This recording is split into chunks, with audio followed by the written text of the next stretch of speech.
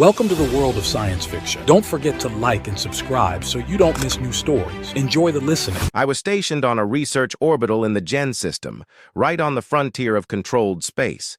Our mission was to study a protoplanet, hoping to extract resources more cost-effectively than from a fully formed planet. I handled spectral analysis, a crucial job for the mission, when I met my first human, Adelaide. Humans had just discovered FTL travel, and the greater celestial community eagerly welcomed them. Their debut was the first new addition to our ranks in over 240 human years, causing a significant public stir. Articles and broadcasts about humans were everywhere, but being so far from the center of things, I assumed my curiosity would have to wait until I met one in person. A notice went out to all crew. Human Adelaide was joining as a junior metals analyst. This was unusual since the position wasn't budgeted or planned for. Everyone had questions. Why join partway through a mundane mission? Did we need to adjust our routines for the human? And could they read minds? Assistant Sub-Manager Gurley asked, based on a dubious article. The executive provided a summary about humans on our internal data net, which most ignored in favor of gossip. Humans were described as robust, adaptive bipeds from a higher-than-standard gravity planet. They had limited spectrum binocular vision, keen hearing, and a simple omnivorous digestive system. Nothing alarming, but it left me with more questions. What made them particularly robust or adaptive? How did their omnivorous digestion work? Adelaide arrived without fanfare, given a tour of the facilities, and made introductions. Her crew badge provided details. Human female, 41 years old, no CSS qualifiers. Every species had CSS qualifiers indicating necessary conditions to avoid harm. Adelaide had none, which was intriguing. Compared to other species on the orbital, she seemed underwhelming. Below average height, no bright feathers or fine pelt, just a crest of hair. Her eyes, however, were unsettling. Unlike other species with forward-facing eyes, hers had a stark intensity, making it clear where she was looking, and when she locked eyes with you, it was as if you were pinned in place.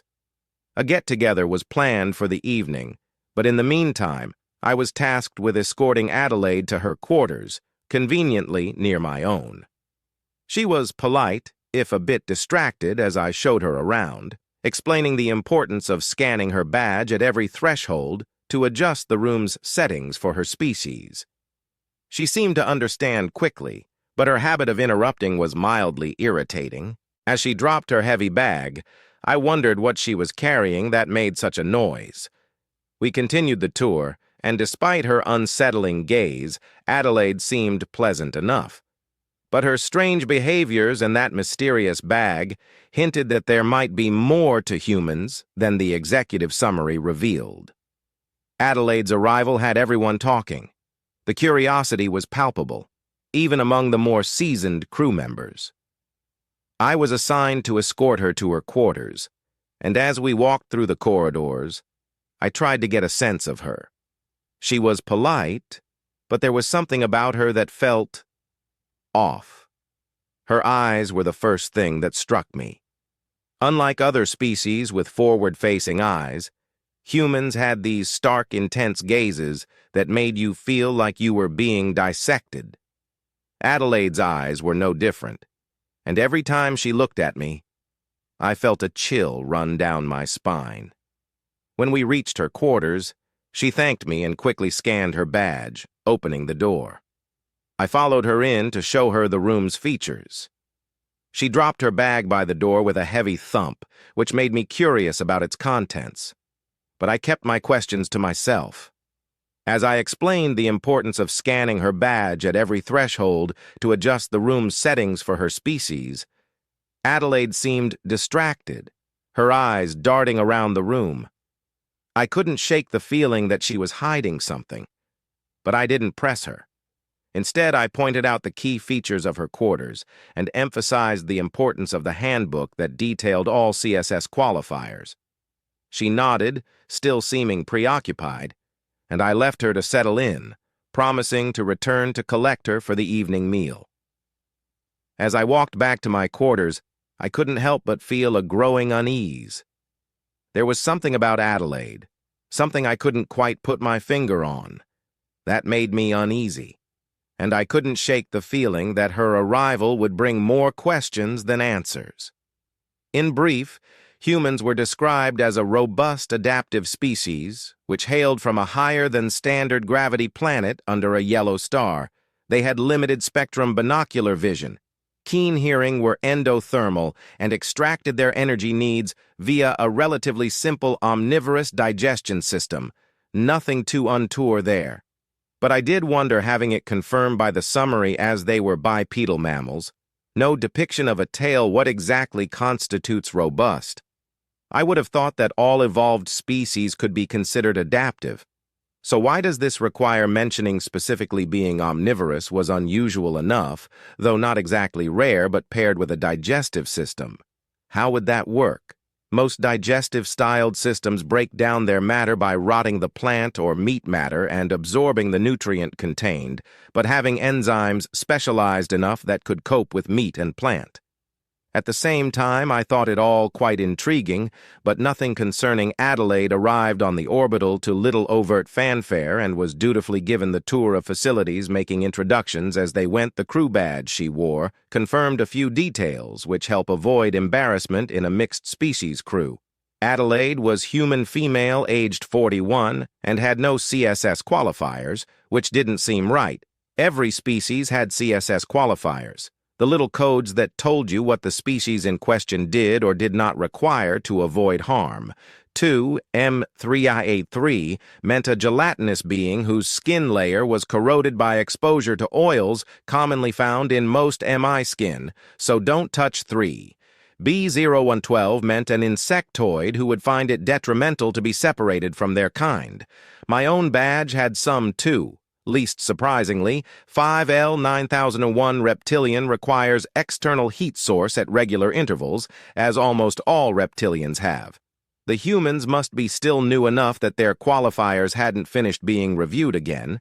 Intriguing, but not alarming. As an example of her species, Adelaide seemed underwhelming, if I'm being honest. Compared to the other species on the orbital, she was below average height, even compared to humans in general, according to the information contained in the summary. She had no bright feathers, no variation in coloring to speak of at all. Really. No fine pelt. Mostly just a crest of hair, which, while looking healthy and neat, wasn't exactly impressive in color or height. The way that most mamans were straight white teeth, but no intimidating fangs. Serviceable enough hands and digits, but no claws, and even the musculature was barely worthy of mention, not even close to being imposing. The only feature that really drew attention, and I don't mean this to sound xenophobic, were the eyes. Forward-facing eyes were not unusual in the greater community, having its share of predator-evolved species, but the human's eyes were different even to them. White eyes with a colored ring and a black spot in the center. The black spot seemed to be the focus of the structure, and you could see it move depending on where it was looking again. Moving eyes are common enough, but the coloration gave such startling intensity to her gaze. You knew exactly where she was looking, and when she looked into your eyes, it can only be described as unsettling. There was no doubt that the creature in front of you had you in their sights. You felt tracked, evaluated, and pinned to the spot. I almost shudder, recalling how it felt that first time, seeing those black spots, not being able to shake the feeling that the black spots were somehow drawing you in. But I digress, and there was a little get-together planned for the evening meal, but in the meantime, I had been voluntold to escort Adelaide to her quarters, as they were quite close to my own. Thank you so much. I don't know that I would have been able to find this on my own, but I'm sure it won't take me long to get used to things. You're quite welcome. We were all new. Once pointing out the slave L outside the closed door, I was pleased to see Adelaide quickly understand and scan her employee badge, opening the door. I scanned my badge after her and then entered the first room. As the lights turned on and habitat controls whirred into life, I took a moment to explain the features of the set of rooms provided to the human, as I suspected they had not had much experience with commercially built multi-species capable orbitals. Now she dropped her shoulder bag by the door, which hit the decking with a heavy thump, and immediately began to tour the room, her hideous eyes darting around, seemingly trying to take in everything at once. I began to reiterate the most important rule of multi-species living. Even though it is thoroughly covered by the induction, they should always scan their badge before crossing any threshold within the orbital. As we share the space with so many species, no single habitat settings could encompass everyone. By scanning your badge, it allows the orbital to adjust the room to whatever settings your species requires, and if the room is occupied by a different species, already adjust to a mutually agreeable compromise. We wouldn't want to evaporate a crew member with a 2G024 CSS qualifier by letting them wander into a room with lighting suited for a 3885 CSS. Now would we? Despite my hilarious joke, Adelaide gave no indication that she was listening at all, which I thought was very rude. She was looking through the doorway, touching the walls, even smelling "I said we wouldn't" cutting me off. Adelaide said yes. Sorry, I was listening, but I'm afraid I'm not. 100% on my 3 series, CSS qualifiers. We don't tend to get many insectoid species in our neighborhood. Ah, yes, that explains it then, and quite understandable, really, I replied. I thought rather graciously. Adelaide continued her inspection, wandering out of sight. I raised my voice slightly. We have a few insectoids in our current roster, so it may be worth looking over the introductory handbook prior to the evening meal. It has all the CSS qualifiers relevant to all the staff you will be working with and should help you to navigate any potential hazards to yourself. I understand you have no qualifiers listed on your badge currently, so we wouldn't want you to accidentally stumble into an area that may not be viable for you. There are other controls to prevent this. Of course, interrupting again, Adelaide called from what sounded like the bathroom attached to the sleeping quarters. I don't think that should be an issue. How very rude. The guide said nothing about this habit of interrupting. I assure you that safety is always an issue with a multi-species staff, and we take it very seriously. Returning to the entryway, Adelaide replied, My apologies. I didn't mean to imply any lapse by the executive. I only mean that I don't have any CSS qualifiers. I mean, humans don't generally. Yes, I'm sure that your people are working very hard to remedy that, but in the meantime, please read the handbook for your own safety. Adelaide, having completed the inspection of her rooms, returned to stand in front of me, though she had to look up slightly to look me in the eyes. I didn't feel any bigger than her. In that moment, those unsettling eyes felt like they were boring right into my head. Thank you. I will be sure to read it. With the intense eye contact, it almost felt like a threat. Of course. I will leave you now to rest and refresh, and we'll come back to collect you before the evening meal. It was interesting to meet you, human Adelaide. She gave a surprisingly charming giggle. Just Adelaide is fine, and thank you for looking after me on my first day. I look forward to getting to know you and everyone better. Well, perhaps she wasn't all that rude after all. Just a long journey. I'm sure I bowed slightly and turned to leave, but unfortunately caught my foot on the strap of her hastily dropped bag by the door. The bag didn't move a centimeter, and I was almost thrown to the floor by the sudden absence of inertia. Adelaide must have been walking right behind me, as she was just in time to help steady me, preventing what would have been an inelegant tumble, though I didn't say it at the time. I felt sure I had almost literally stumbled upon something I shouldn't have. Adelaide's bag didn't move, but she had carried it into the room. I cannot fathom why, but she must have some powerful magnetic item in her personal bag, which would explain the noise of it thumping earlier, as it was attracted to the floor plates. As for why something that powerful and unshielded was in her personal bag, as opposed to her research materials, I can only guess the crates and boxes had all been delivered to her rooms prior to our arrival. Perhaps Adelaide was doing confidential research and couldn't risk someone seeing the object which was hiding in her bag. That would go some way to explaining her non-standard arrival partway through the mission. Regardless, I wasn't going to risk a note on my employee file by sticking my snout where it wasn't required. I gathered up what dignity I could and left for my own rooms for a cup of relaxing tea and a lie down. I would ponder this more at some other less stressful time, arriving back at the humans' rooms to collect her for the evening meal and welcome get-together. I pressed the chime to alert her to my presence. No answer. It's not unheard of for newcomers to take some time to get used to the chime's alarms and various noises which our advanced platform makes, and humans were as new as they come still after waiting some time for acknowledgement. I checked to see if the door was unlocked. I don't make a habit of rudely barging into other people's rooms. It's against company policy. But in this case, I felt it was warranted. Who knows what trouble the unsophisticated newcomer had found themselves in, probably stuck in the bathroom. I opened the door and was greeted by not entirely unpleasant noise issuing from the sleeping quarters. There was a rhythmic beat and surprisingly complex melody.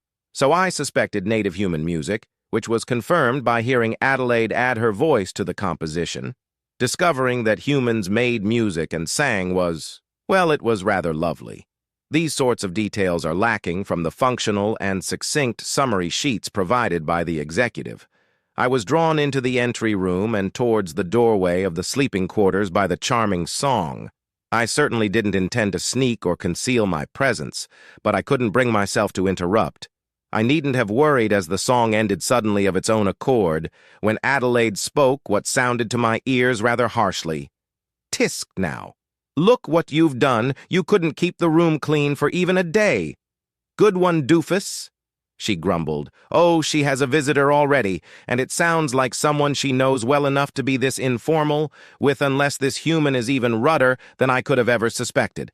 Ah, well, I'll get that later before I could react." Adelaide appeared in the doorway in front of me. "Oh, I'm sorry, I didn't hear you come in," she said, smiling innocently.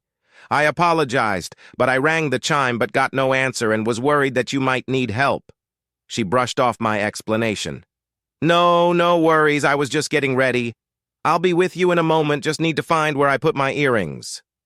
Adelaide crossed the room and picked up her shoulder bag and dug through it. Pulling out 2 pieces of jewelry and holding them up triumphantly in one hand, found them. She tossed her bag onto a nearby bench seat where it again thumped heavily. Was the magnetic item still in there? It must have been deactivated if she was able to pick it up off the floor so easily. Maybe the other visitor might give a clue as to what this mystery item is. I tried to gain some more information, asking I didn't realize you knew anyone from the current staff here. "I actually don't. It's going to be exciting meeting everyone. Only, I heard you speaking with someone just before you came out of your sleeping quarters, so I assumed Oh no, that was me just talking to myself. Sorry," Adelaide replied as if that explained everything. However, it didn't explain everything. It didn't explain anything. I must have misunderstood. Plenty of species talk to themselves. I must not forget my supervisor's birthday, that sort of thing. But I heard you talking to someone else. You said, "Look what you've done," and you couldn't keep the room clean. You were clearly speaking to someone else. Nope. Just me. An unpleasant thought was creeping up on me. I hope you haven't smuggled another being on board. I read in the summary that you humans are partial to keeping lower life forms. I watched as Adelaide's face changed to what I interpreted as shock or perhaps outrage. And she shot back hotly. "I have worked very hard to be here, and would never jeopardize that opportunity by breaking the rules like that anyway. It would be cruel to keep a pet confined to a couple of rooms like this. I must have let my opinions on keeping animals in your living space show on my features unhygienic, to put it very mildly," as the human continued her diatribe. "I don't know what the big deal is. I talk to myself, so what? Yes, I give myself pep talk. Sometimes you can do it. Adelaide, or he's not worth the bullet. Don't believe what he says. Is it a bit sad, maybe? But there isn't anything wrong with that. It's perfectly normal." It was becoming clear to me that I needed to start being very careful with my words, as this may be a potentially damaged individual. "Please help me understand something. I spoke calmly when you're giving these pep talks to Adelaide. Who is it that is speaking me? It's just me, Adelaide." She seemed to sense that this was not a sufficient explanation. Sometimes I talk to past Adelaide, like, oh, why did you drink so much, or future Adelaide, don't you mess up this interview, or even just a deeper part of myself. Like, I know you're scared about starting a new job, but you've got this, it was becoming clearer that this person was unhinged and possibly dangerous. No, I'm sorry, but I don't know. This was not making any rational sense. How can there be more than Adelaide? What? No. There is only one, only me, Adelaide. It's not like I have multiple personalities or anything. I just talk to myself. She seemed to lose a bit of the fire that had been heating her words as she sighed and sat down on the bench seat. Sorry, I didn't mean to get upset. It's just I worked really hard for this posting, and it's not started out how I had hoped. She passed her hand over her eyes in a tired gesture. I used to struggle with keeping my thoughts in order. When I was younger, they would get away from me when I was stressed, and I would watch as they veered off in unhelpful directions. But I was powerless to stop them, even when I knew it was happening. I felt trapped by my own brain, which was awful. I learned a trick, though, to help me calm down when I'm feeling like I'm not in control of myself and need to center myself. So if I'm feeling a bit overwhelmed, I sit in front of my mirror, look at myself like right into my own eyes, and try to connect with the Adelaide deep in there to speak to her. Taking that time to stop dwelling inside my own head and really look out from way back in there. Then I knocked over a stack of books on my dressing table, which is when you heard me telling off my dumb body. I didn't hear the rest of her words. I felt an involuntary shiver run so far up my back, it traveled past my neck, prickling and tightening the skin across the top of my head. All my senses were screaming danger, telling me I was facing some indescribable horror that isn't a person I've been speaking to. That body is not a human, it's some sort of shell, a mockery of life that isn't the creature called human. The human is deep within it, looking out. I couldn't breathe. I needed to leave right at that moment, abandoning decorum. I turned and fled the room, not stopping until I was safely back in my own quarters with the doors locked behind me. That thing that you wasn't human. What they present is not them. They are not their bodies. They inhabit them, squatting in their shells like some eldritch creature in a cave, peering out through those nightmare eyes, a burrowing parasite infesting the flesh and making it walk and talk for them. It's been weeks, and I've still not slept a full night through. I'm haunted by thoughts of being trapped or confined in a small space, only being able to look out of tiny black dots. Management won't listen to me anymore when I try to warn them of the imposters, and I think I'm going to be escorted off the orbital with the next roster change, but I cannot bring myself to care. This needs to get out. We've invited horrors into our midst. How can we trust a creature that lives hidden inside another? How can they keep this secret from the galactic community? And why did Adelaide tell me this all so freely? What was her plan? I cannot make sense of it. I fear I'm going mad. I now fear that I am going to turn into one of them, trapped inside my body, cursed to forever. Look out from the darkness behind my eyes. Subscribe to watch more amazing sci-fi stories.